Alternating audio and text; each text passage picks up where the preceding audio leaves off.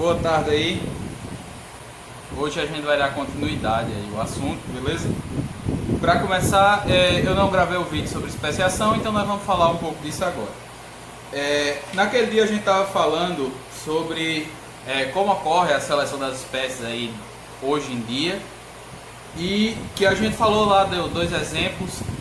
No caso era dos insetos, que você jogava veneno e você selecionava eles lá.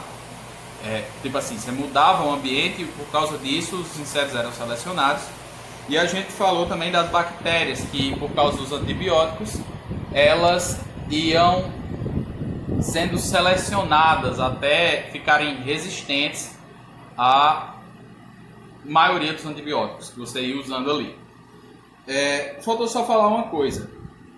A gente disse lá, né, quando Darwin viajou lá pelas ilhas, ele encontrou pássaros que tinham bicos diferentes, ele encontrou tartarugas que tinham características diferentes, mesmo sendo tudo ali no mesmo arquipélago, tudo bem próximo. Isso ocorre por causa da especiação. O que é a especiação? A especiação nada mais é do que a forma como se cria uma nova espécie. E como isso ocorre? Basicamente assim, o que é mais comum para se criar essas espécies novas ou essas subespécies é quando você tem uma barreira geográfica. No caso dali dos pássaros, das ilhas de Galápagos e também das tartarugas, a separação entre eles eram o mar, o oceano ali. O caso que eu ia falar no vídeo era sobre a jararaca ilhoa, que é uma espécie de cobra aqui nativa no Brasil e que ela só existe em uma ilha. Como ocorre a especiação? Como ocorreu a criação da espécie de jararaca ilhoa? Bom, tempos atrás, muito tempo atrás, existe uma ilha no Brasil que é conhecida hoje como Ilha da Queimada Grande, e tempos atrás ela não era uma ilha. Muito tempo atrás ela era ligada ao continente, quando o oceano era mais baixo, os mares eram mais baixos. Então, toda aquela região ali, se fosse no vídeo eu ia colocar a imagem, tá? Vocês entenderam dessa região. Toda essa região ali era ligada e tinha cobras ali em todos os lugares. Beleza. Conforme o oceano foi subindo, formou-se essa ilha, no caso. Separou ali, houve uma separação entre a ilha e o continente. Não tinha mais essa ligação. Então, os animais que estavam nessa ilha ficaram presos lá. Certo? Vamos lembrar que cobra, na maioria dos casos, não nada. Então, elas ficaram presas lá. Eram espécies ali de jararacas. Não tem como a gente dizer se existiam outras espécies de cobras, mas o que a gente sabe é que, pela evolução, pela seleção natural, quem sobreviveu foram as jararacas ilhoas. Beleza? Vamos começar daí. Não vamos tratar muito além disso, não. Mas o que acontece? Com o passar do tempo, essas jararacas elas não tinham ali alimento, beleza? Não tinham outros animais. Os animais que apareciam ali, obviamente, eram pássaros, porque mamíferos, outros répteis não iam chegar ali atravessando o oceano, beleza? Então, o que aparecia ali era pássaros. Essas jararacas, então, foram evoluindo com o passar do tempo, foi sendo selecionada aquelas jararacas que tinham o veneno mais mortal. Vamos pensar assim, uma jararaca ela teria que picar ali um pássaro e esse pássaro tinha que cair na hora, porque se ele voasse, perdeu, acabou a refeição ali.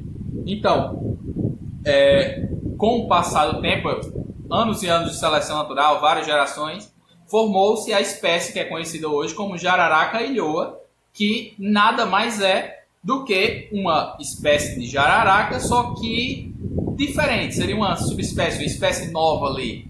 Então ela tem um veneno bem mais forte e capaz de matar você rapidamente. Para dizer mais fácil aí, você morre mais rápido do que se fosse uma jararaca normal. A ideia de especiação é exatamente essa. Você tem ali uma barreira, né, no caso da jararaca, teve ali um mar que separou, no caso, é o mesmo caso também dos pássaros da ilha de Galápagos. Há uma barreira ali que separa uma determinada população da outra. como você tem ambientes diferentes agora, então você vai ter uma seleção que vai ser diferente também. No caso, continentalmente, as jararacas continuaram iguais, mas quando a gente trata aí da ilha, elas foram selecionadas a ter um veneno mais forte para conseguir alimento ali naquele lugar. Essa ideia de especiação, ela vem ter o seu final quando você, além do isolamento geográfico, você também tem um isolamento reprodutivo. O que é esse isolamento reprodutivo? Significa que se você pegar a espécie original ali, a jararaca, e a nova espécie, a jararaca ilhoa, e colocar juntas, elas não vão ter mais capacidade de se reproduzir. O que a gente tem? Vamos lá, só para resumir a especiação. Você tem uma população ali num determinado lugar e surge ali um isolamento geográfico. Aparece alguma coisa que separa essa população em mais de uma. Então você tem as jararacas no continente e uma parte delas ficaram presas na ilha. Simples. Depois de um tempo, você vai tendo ali, nesse passado tempo, você vai tendo a seleção ali dos mais adaptados ao lugar. No caso da jararaca foi porque você tinha que conseguir alimento e a única forma de fazer isso era através de pássaros, que se você picar e demorar, se o veneno for fraco, você não vai conseguir se alimentar, né? Ele vai embora.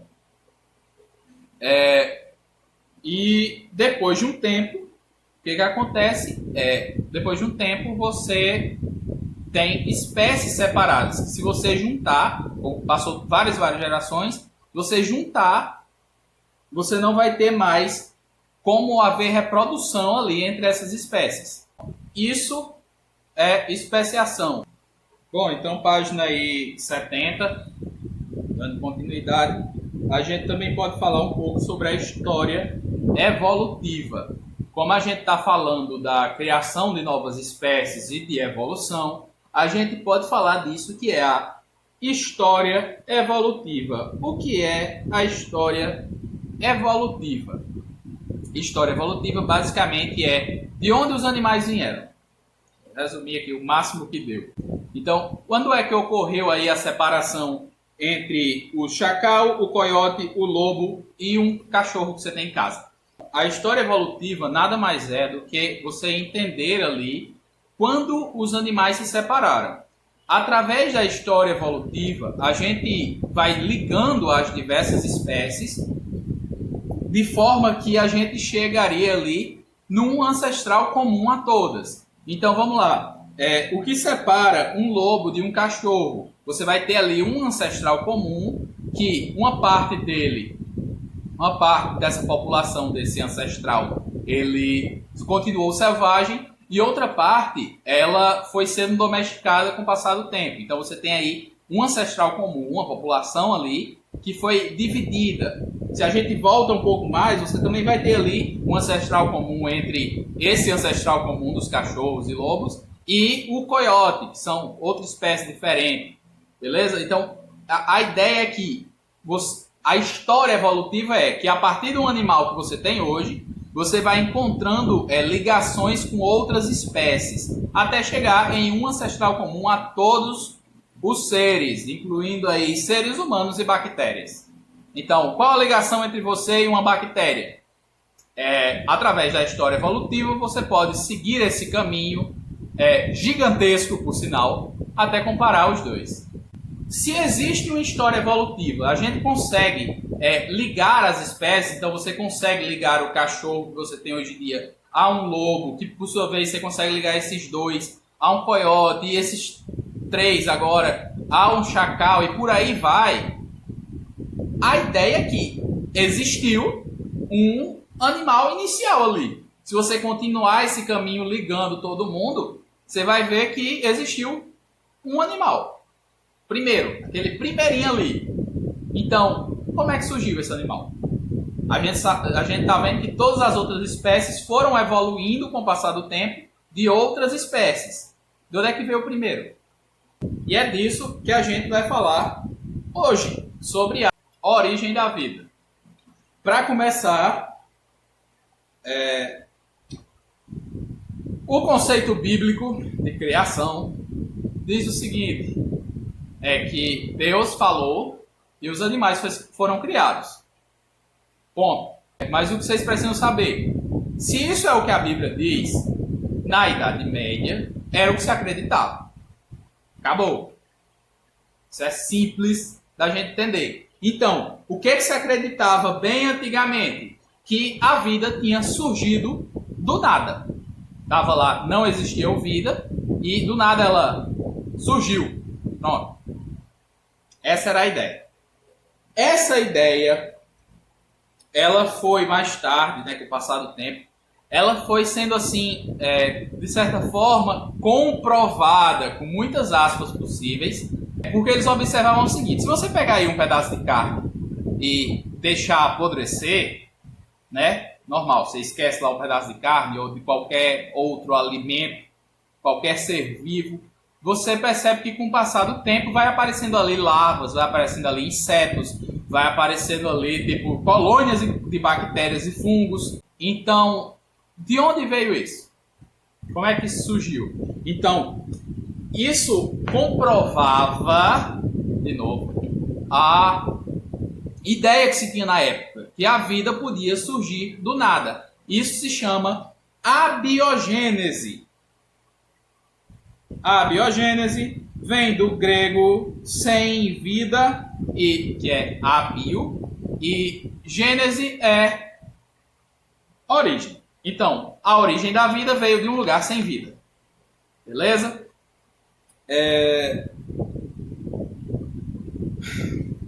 Tá errado. Pronto. Simples. A gente já pode encerrar a aula. Não, mentira. A abiogênese dizia que a vida podia surgir do nada. Com o passar do tempo, houveram pessoas que fizeram experimentos para comprovar que isso é impossível.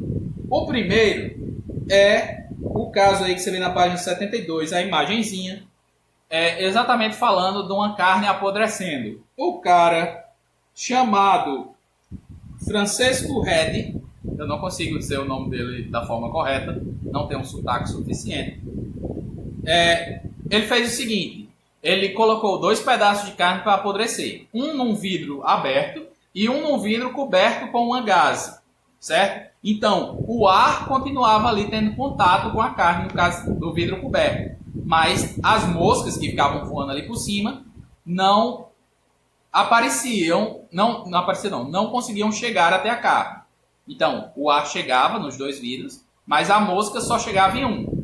Com o passar do tempo, a carne foi apodrecendo ali e ele observou que no vidro aberto você tinha o aparecimento de larvas, mas no vidro fechado você não via aparecerem larvas ali de moscas, certo? Então, de acordo com ele, isso comprovaria que, na verdade, o que faz aparecer ali as larvas seriam os ovos que as moscas colocaram. Beleza? Então, não seria ali...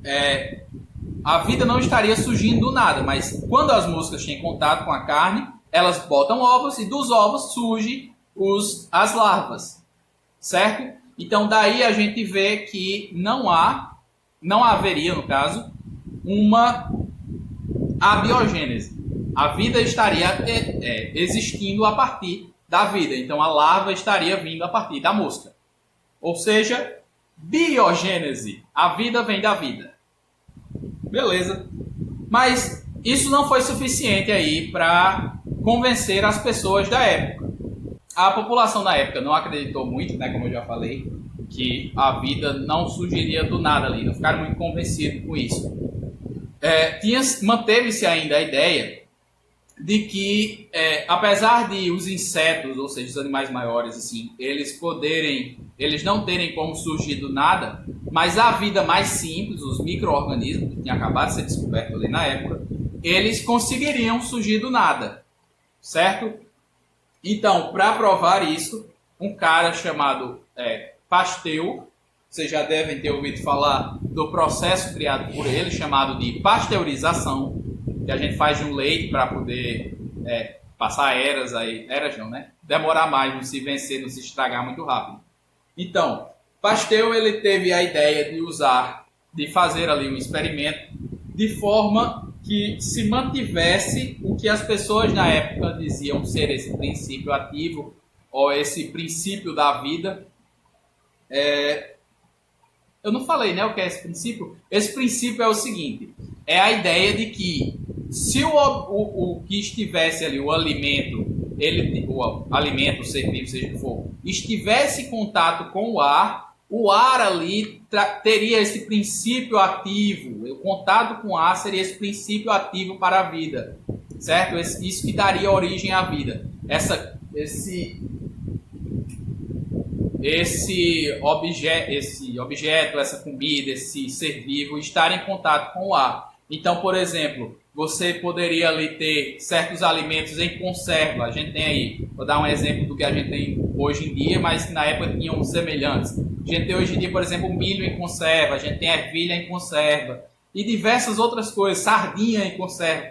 Vocês estão entendendo? Então, a ideia na época é que essas conservas, elas não teriam, por não ter contato com o ar, você não teria ali o princípio ativo. O princípio ativo só ocorreria se você tivesse um contato. Então, se você fervesse um alimento ou colocasse ele em conserva, ele perderia esse princípio ativo, por não estar mais em contato com o ar. Pasteur, ele fez o seguinte: se as pessoas estavam dizendo que o alimento ou o ser vivo tinha que estar em contato com o ar para poder você ter ali a criação de micro-organismos, o que ele fez? Se vocês observarem aí na imagem 73, ele pegou um balão chato, para dizer corretamente, ele pegou ali um balão chato e o bico ele esticou, ele aqueceu e esticou para ter esse formato de S. O que ele fez? Dizia-se que se você fervesse e tampasse, se você colocasse uma coisa em conserva, você perderia o princípio ativo porque não está mais em contato com o ar. Então ele fez esse objeto aí. Ele pegou, encheu de caldo de carne, ferveu. Então, o que tinha ali de micro-organismos, né, pela lógica, morreu. Certo? Porque você ferveu, quando você ferve, mata os micro-organismos. Só que o ar continuava entrando por esse tubo. Não os micro-organismos que estão no ar. Pelo caminho todo eles ficavam presos. Mas o ar continuava em contato, ainda estava aberto ali por esse caminho. Então, o que acontecia? Esperava-se ali que surgisse micro-organismos ali dentro, porque ainda estava em contato com o princípio ativo. Ainda existia ali o princípio ativo da vida. Certo? Não tinha sumido, ele continuava ali. Ele se manteve ali, esse princípio ativo, porque o ar ainda estava em contato. Então, o que era esperado? Que era para surgir micro-organismos. Mas como Pasteur ele tinha a ideia ali, ele supôs, por não ter como os micro-organismos, não ter como a poeira e outros objetos entrarem dentro desse líquido, não surgiria, que foi o que aconteceu. Dentro ali daquele pote não surgiu nenhum micro-organismo. Mesmo estando em contato com o ar, mas por ter esse caminho tão longo, a poeira não conseguia entrar, levando micro-organismos para dentro. Então, não surgia micro-organismos ali do nada. Certo? Então, para garantir a ideia aí do princípio ativo, o que ele fez? Ele quebrou essa ponta e o caldo ali ficou exposto novamente ao ar. Então, poeira poderia cair dentro. E depois que ele quebrou, surgiu vida. Então, o que ele provou com isso? Ele provou que, na verdade, a vida só surge da vida. Não foi ali, não era um princípio ativo que existia no ar.